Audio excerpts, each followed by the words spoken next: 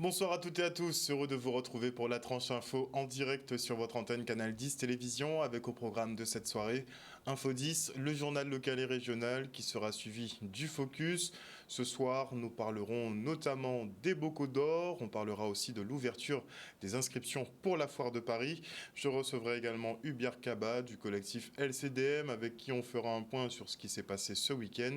Ce sera donc après la coupure pub de 19, mais pour l'instant place au JT.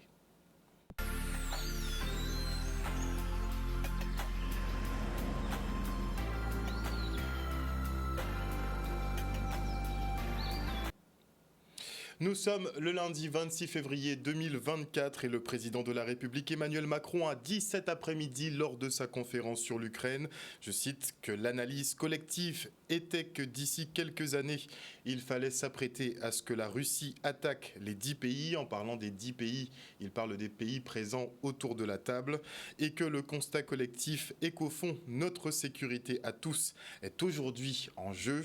Emmanuel Macron, qui en somme tente de justifier une intervention militaire française en Ukraine, puisque selon lui, nous devons faire plus qu'apporter un soutien matériel et financier à ce pays qui constituerait le dernier rempart contre les barbares russes qui souhaiteraient visiblement envahir l'Europe. Enfin ça reste son point de vue.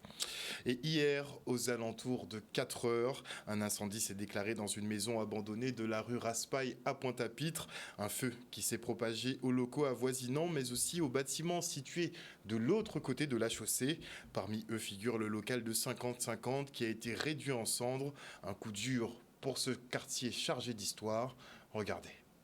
Oui, il a fait pris de l'autre côté à la rue là et propagé avec vent là. Et puis un local là, tout local d'où là où nous travaillons, nous avons porté manœuvre. Puis toute partie, là nous ne rentrons pas derrière, toute partie doit être là pris. Donc là, qui était Nicolas, là, nous, là, et bio, là, tu as fait réunion et tout ça, c'est ça qui brûlait. Et tu as propagé derrière là, et voilà, donc ces populations interviennent.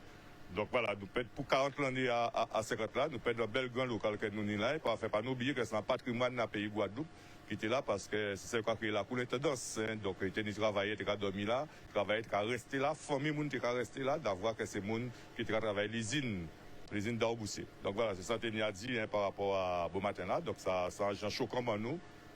Il y a tous des pans à moun pas devant là, Kazayo, puis hein, nous avons un grand métal qui est là. Est juste à côté et puis aussi, hein, donc voilà, Monsieur Mérion, voilà. Nous avons quand même la chance de n'avoir pas eu de victimes, de n'avoir pas eu de personnes qui soient ou blessées ou brûlées dans cette affaire-là. On est quand même, de ce point de vue-là, épargnés, mais les maisons sont atteintes, le quartier est atterré, le local de 50-50 qui assurait une animation culturelle est aujourd'hui complètement dévasté. C'est une catastrophe pour le quartier. Et cette partie du quartier qui avait une âme, qui était un lieu où les gens venaient, échangeaient, etc., eh bien, c'est cette âme qui s'en va en fumée aujourd'hui.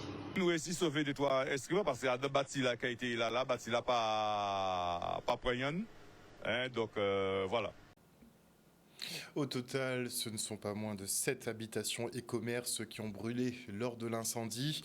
Un véritable choc pour les familles et les riverains. Et si la municipalité assure tout son soutien aux sinistrés, elle précise être limitée dans son champ d'action. On fait le point avec le maire de la ville, Harry Durimel.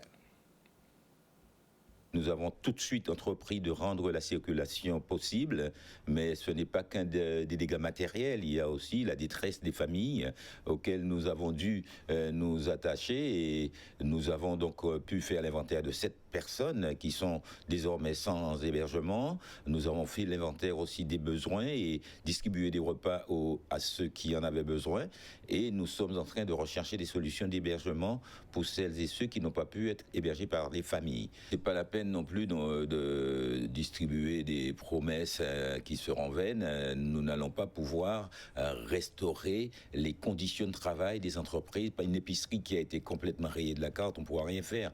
La famille Martineau qui a perdu un commerce de vente de matériel de pêche dans l'immédiat, on ne va pouvoir rien faire. Nous espérons que ces entreprises étaient assurées pour les réactions immédiates, mais face à un drame qui a une telle envergure, nul doute que la puissance publique va devoir mettre la main au portefeuille. portefeuille. Depuis près d'une année et demie où je suis en train de lancer des mises en demeure. Vous connaissez le dispositif de site en état d'abandon manifeste. Nous avons mis en demeure plus d'une centaine de propriétaires. Seulement, ce ne sont pas des propriétaires individuels, ce ne sont pas des gens qui peuvent disposer de ces biens comme elles veulent. Donc, c'est là la première de mes préoccupations, voir comment je déverrouille cette histoire de droit de propriété sacré. Oui, le droit de propriété doit être respecté, mais lorsque c'est la propriété sur des ruines, soupçonne même parfois qu'un co-indivisaire peut croire intelligent de mettre le feu pour pouvoir soit punir ceux qui n'ont pas voulu lui donner plus de droits ou encore empêcher une vente qui était en cours. Ce bien où le feu est parti était en vente chez un notaire. Mais moi, je peux vous assurer que je suis, et j'ai les preuves de ces mises en demeure, là, dans cette maison où le feu est parti, c'est au moins 5 familles, les Sagniers, les Coyères, les Morvan, où il y avait une telle mésentente que j'ai entendu des personnes qui portent ce nom sur le site hier lancer des invectives. Allez savoir, qu'est-ce qui les anime? Est-ce que c'est la colère? Est-ce que c'est la vengeance? Je ne sais pas. Il est vrai que la tension était palpable sur les lieux. Le Conservatoire du Littoral et plusieurs associations de protection de l'environnement ont effectué une opération de nettoyage du marais de Port-Louis ce week-end. Une nouvelle action citoyenne pour revaloriser nos espaces naturels. Le reportage. Aujourd'hui, avec le Conservatoire du Littoral, l'Office de l'eau et d'autres partenaires, la CNGT, etc., nous sommes dans une opération citoyenne de nettoyage de la zone du Marais et plus particulièrement une zone entretenue par le Conservatoire du Littoral.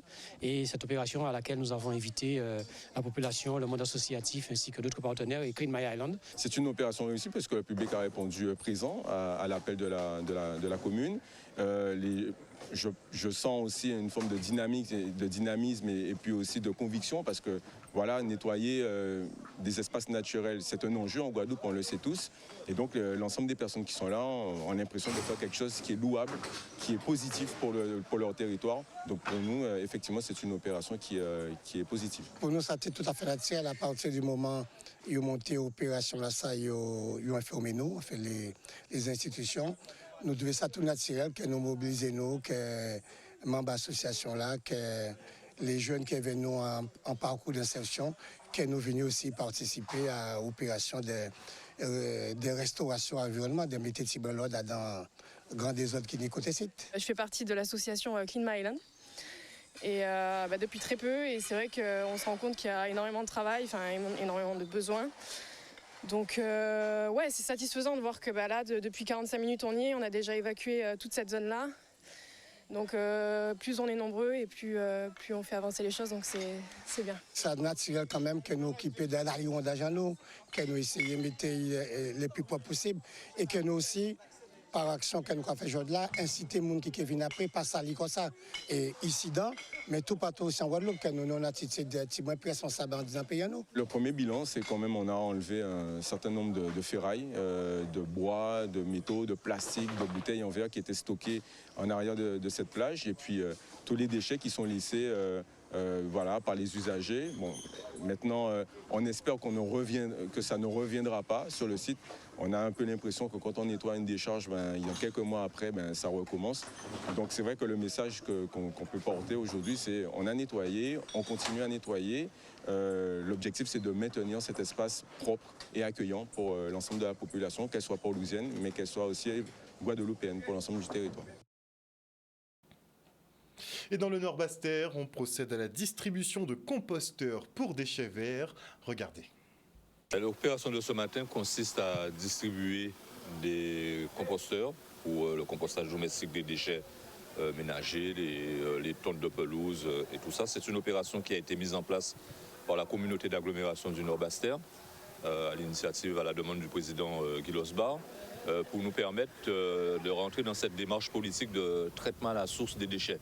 C'est très important parce que ça responsabilise la population, ça nous permet aussi de diminuer la quantité de déchets qui va dans les décharges et en même temps ça nous permet de préserver notre environnement puisque ces composteurs, qu'est-ce que ça va permettre? Ça va permettre d'avoir du compost pour amender les terres, pour faire de la culture, pour faire du maraîchage. Donc voilà, c'est une démarche globale qui est inclusive et qui nous permet de rentrer dans cette démocratie participative que nous voulons au niveau de la communauté d'agglomération du Nord-Bastère. Je suis venue équiper un composteur sans grande conviction parce que tout simplement, j'essaie en tout cas de faire ce qu'il faut pour réduire un petit peu mes déchets au niveau de la vie quotidienne.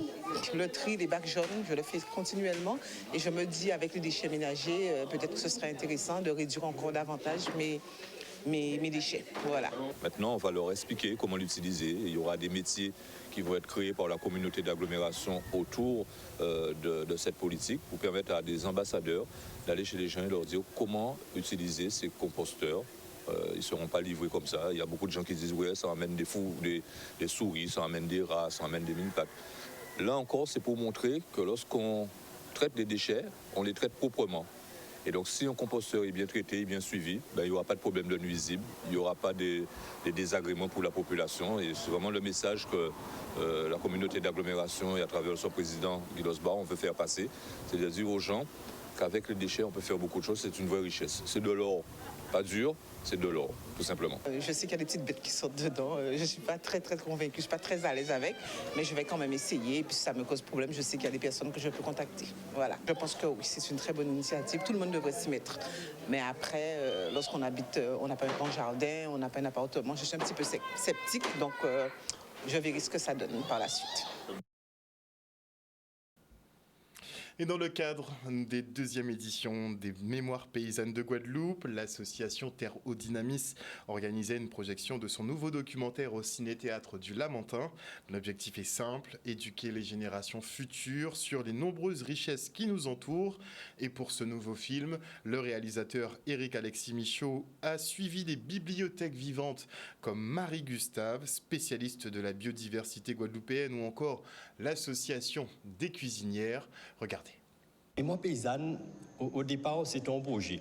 Mais ça veut dire une mission carrément, je dis jour, qui veut dire, il y a le monde qui dit nous, plantons nous et grand monde en nous, qui vivent dans la campagne, qui a planté, ces gens ça mérité tout vont côté pour parler d'eux. Voyons lumière, c'est tout le travail qu'ils ont fait et toute connaissance qu'ils ont en tête à eux. Un peu comme toutes nos productions classiques, on commence d'abord par un travail d'écriture pour essayer de répondre à un besoin, tout en n'oubliant pas que le but premier de la série est d'éduquer. Le fait qu'on tourne à un film là, c'est pour les générations futures, c'est pour que la Guadeloupe peut connaître richesse unie.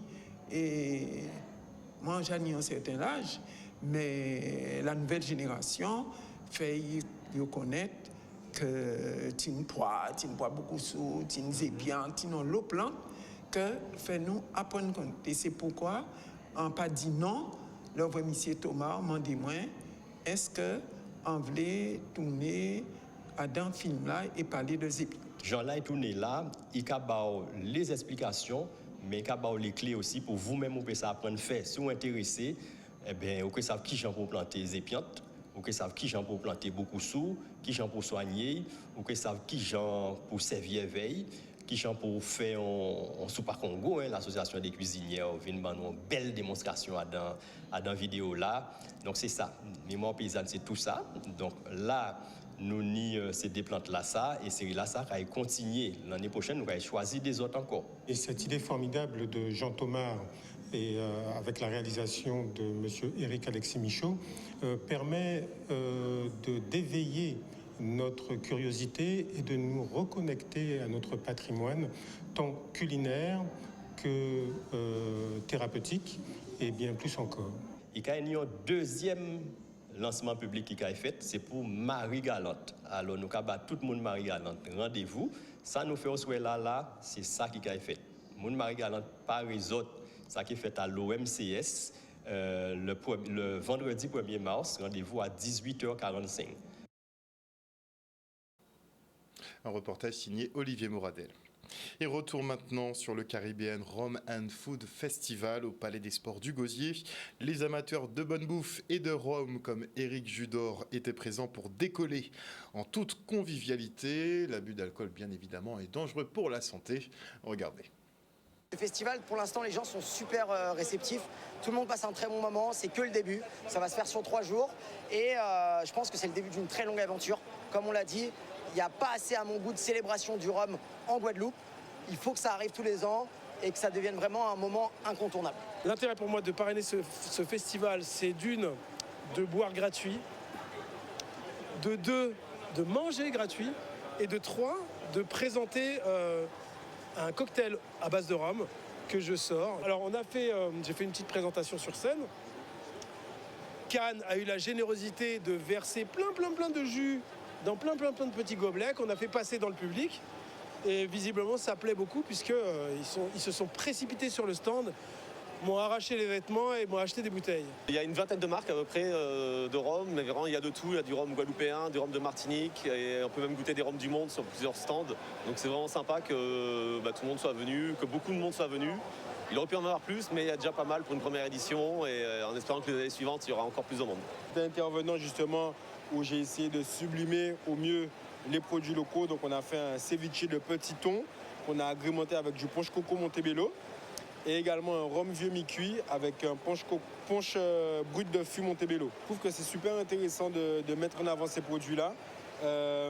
La démarche elle est top et j'espère que ça continuera comme ça et qu'il y aura d'autres festivals de ce genre parce qu'on existe aussi, comme je te disais, on est là et on a de quoi faire et je crois qu'on peut encore aller de l'avant et sublimer les produits locaux.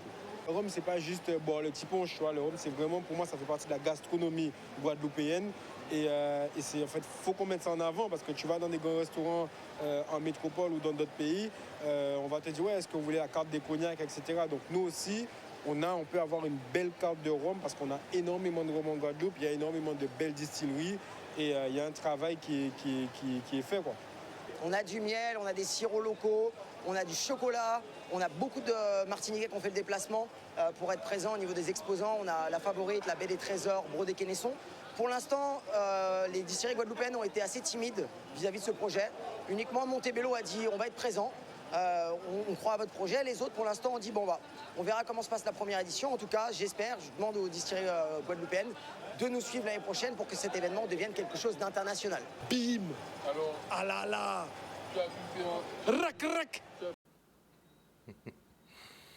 Et notez que pour faire du rhum, il faut de la canne. Et vous le savez, les planteurs sont actuellement en négociation avec l'usinier, mais aussi l'État et les collectivités pour tenter de revaloriser le prix d'achat à la tonne. Vu qu'aucun accord n'a été conclu pour l'instant, eh bien, ils ont annoncé le blocage de l'usine de Gardel dès demain. Ça ne sont pas bons, en tout cas, que ce soit pour les négociations annuelles obligatoires. On va voir. En tout cas, l'ouverture de la saison sucrière devrait prendre du retard. On sera fixé dans les jours qui viennent. Et notez que le mois de l'Afrique est aussi l'occasion de mettre en lumière la beauté noire à travers l'élection de la reine de Saba, où on se rend tout de suite. Cette élection, comme d'habitude, elle est là pour nous rappeler que nous sommes magnifiques et que nous n'avons pas besoin de nous transfigurer la peau ou de nous triturer les cheveux pour être belle et magnifique. Donc en fait c'est pour booster un peu l'estime de soi et nous rappeler aussi que notre culture, notre spiritualité sont vraiment à la base de ce que nous sommes et nous permettent d'aller toujours de plus en plus loin puisque nous savons que la mère, la femme est un potomitan de la société, est à la base de la société et qu'avec elle, en tous les cas, les hommes peuvent faire des exploits. Donc nous travaillons sur l'image de la femme, sur ce qu'elle est, pour qu'elle puisse elle-même transmettre à ses enfants et pouvoir construire ensemble une société beaucoup plus belle et beaucoup plus juste et meilleure. Nous sommes toutes des reines et franchement félicitations à nous parce que nous avons fait quelque chose d'extraordinaire. Ce produit, c'est un investissement, c'est un travail acharné et c'est surtout que j'ai l'impression de représenter toute une nation en Guadeloupe. Donc ce qui est assez paradoxal puisque la Guadeloupe étant petite mais toute une nation qui est grande, l'Afrique. Donc je suis extrêmement fière. Ce fut assez éprouvant comme on a pu le dire. Il y a eu des rires, il y a eu des larmes, mais c'était très enrichissant puisqu'on a pu travailler sur soi et développer un peu plus notre africanité, ce qui nous manque cruellement ici en Guadeloupe. Elle sait ce qu'elle veut. Et elle a montré qu'elle avait plusieurs cordes à son arc. Et je pense que ce sera une magnifique ambassadrice pour 2024 de l'association Racine, puisque nos reines nous représentent pendant 2 ans. Et nous travaillons avec elle, nous avons beaucoup d'échanges, beaucoup de contacts. Et de toute manière, elle rentre maintenant dans la grande famille des reines de Saba, ainsi que toutes celles qui l'ont accompagnée. Et on espère qu'ensemble, on pourra continuer à transformer notre société. L'africanité a été explorée en faisant des recherches un peu plus abouties, et notamment sur le territoire de la Nubie et sur la reine que je devais représenter, Amanirenas, puisque c'est une reine qui est totalement inconnue. Tout le monde connaît Néfertiti, tout le monde connaît, je ne sais, Nandi par exemple, mais personne ne connaissait Amanirenas. Donc il a fallu pousser un peu plus ses recherches. Je ne savais pas qu'il y avait autant de reines d'Afrique, et je pense que c'est ce que ce concours, cette élection souligne justement. J'avoue que pour l'instant je suis sur un petit nuage. Je n'ai jamais imaginé que j'aurais été totalement reine de Saba. C'est pour cela. Donc je pense que davantage rentrer dans l'association Racine. Justement, Racine, ce n'est pas pour rien. Je sais pas. Je suis déjà allée en Afrique du Sud, de découvrir un peu plus le territoire d'Afrique, ne serait-ce là, par exemple. Soyez fiers de ce que vous êtes. Et voilà, chers téléspectateurs, nous sommes arrivés au terme de cette édition. Rappel d'une information importante, à savoir qu'Emmanuel Macron a effectivement organisé donc une conférence aujourd'hui autour de l'Ukraine. Il a convié des partenaires européens et des partenaires de l'OTAN, n'est-ce pas? Et ce qui est assez inquiétant, c'est que le président de la République n'écarte pas du tout une intervention militaire française en Ukraine. Donc on verra quelle sera sa décision. Mais techniquement, c'est censé passer par le Parlement, ce genre d'affaires qui est... On verra. En tout cas, une bonne soirée à vous à l'écoute de nos programmes. Le journal revient demain à 18h30. Bisous tout le monde.